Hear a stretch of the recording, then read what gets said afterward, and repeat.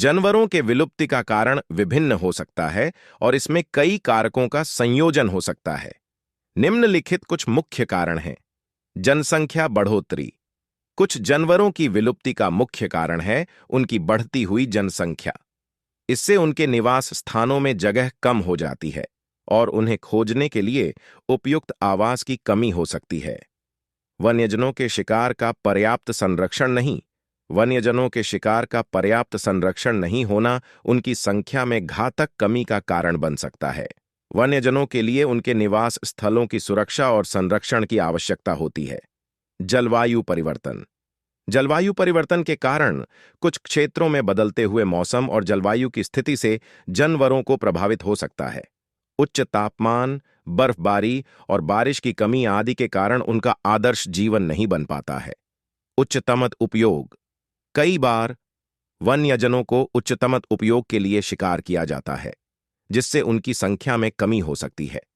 अप्रबंधित वन्यजन व्यापार।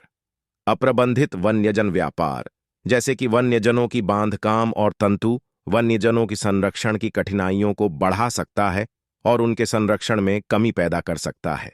इन कारणों के संयोजन से जानवरों की विलुप्ति होती है।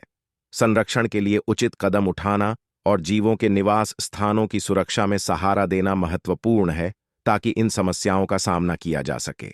विलुप्त जानवरों के नाम समय के साथ बदलते रहते हैं और कई प्रजातियां विलुप्त हो जाती हैं।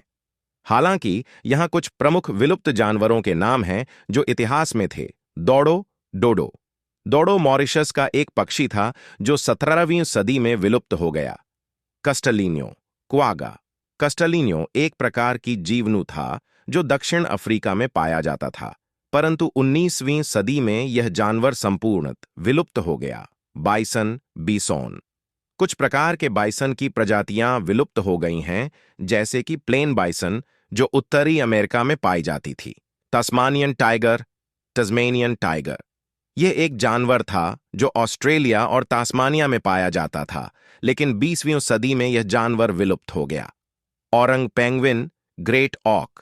यह एक पक्षी था जो उत्तरी हेमिस्फीयर में पाया जाता था, परंतु 19वीं सदी में यह जानवर विलुप्त हो गया। ये केवल कुछ उदाहरण हैं और बहुत से अन्य जानवर भी विलुप्त हो चुके हैं या विलुप्ति की कगार पर हैं। डिनोसॉर इस दुनिया से विलुप्त हो चुका है। बंगाल टाइगर। बंगाल टाइगर या रॉयल बंगाल टाइगर को भारत में विलुप्त होते हुए देखा जा रहा है।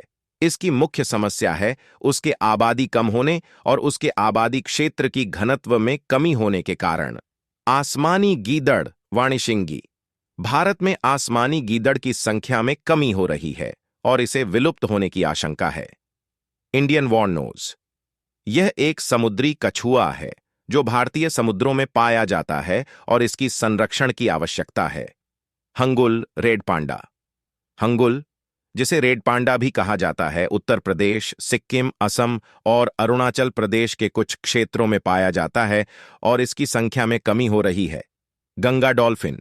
गंगा नदी में पाए जाने वाले गंगा डॉल्फिन की संख्या में भी विलुप्ति हो रही है और इसे सुरक्षित करने के लिए कई पहलुओं पर ध्यान दिया जा रहा है।